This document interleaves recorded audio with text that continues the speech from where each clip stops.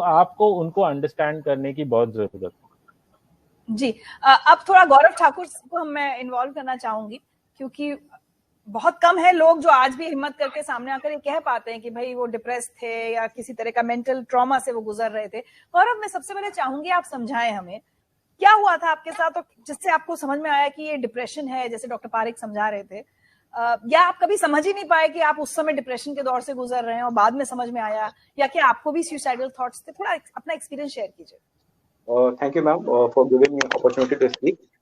तो पहले मैं बता दूं कि मैं पिछले 5 साल से यूपीएससी की प्रिपरेशन कर रहा था और साल 2020 मेरा आखिरी अटेम्प्ट था। और यूपीएससी का एग्जाम सब जानते हैं, टफेस्ट एग्जाम है और इसमें एक पीस ऑफ माइंड और कंटिन्यूटी की बहुत जरूरत है। और साल 2020 हम सभी जानते हैं कोविड पैंडेमिक का रहा, सभी की लाइफ हेल्टर स्केल्टर में रही, डिरेल हो गई।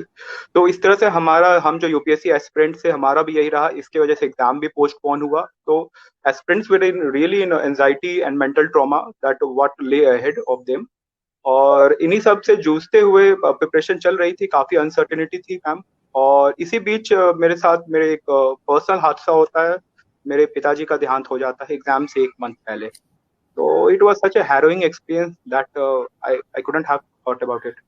और इन सब के बावजूद भी मैम मैं ब्रेव करेज लाता हूँ और एग्जाम के 7-8 दिन पहले मैं दिल्ली आता हूँ, जो मेरा एग्जाम सेंटर था, मैं एग्जाम देता हूँ, क्योंकि ये सपना मेरे पिताजी का था, मेरा था, सबका था। 5 साल मैंने दिए थे इसके लिए।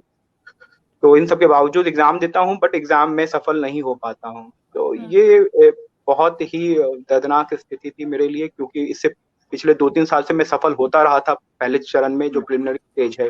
तो this is thing that I have never thought for my self, और मैं बहुत कॉन्फिडेंट था होने के लिए, बट बैड प्रिपरेशन की वजह से कोविड हार्डशिप्स और ये जो मेंटल ट्रॉमा जो पिताजी को जाने के बाद हुआ, तो इसने बैडली डिरेल किया और मेरा हो नहीं पाया। तो इसके बाद जैसे डॉक्टर पारिक सर बता रहे थे, बिल्कुल सारे सिम्टम्स मेरे साथ थे कि मैं एक वोरेशियस रीडर रहा हूँ और मुझे अब कुछ पढ़ने का मन नहीं करता। मैं सारा दिन ही लेटा रहता हूँ, सोने का जागने का कुछ आइडिया नहीं होता है। एंड एक फीलिंग अभी भी आप इस दौर से गुजर रहे हैं? मैम अभी भी लो तो जरूर ही फील करता हूँ, क्योंकि एक होपलेसनेस है लाइफ में, क्योंकि यूपीएससी एक ड्रीम था और वो आप अपना बेस्ट नहीं दे पाए। इनफैक्ट हम मूव ही नहीं कर पा रहे इस फेज से।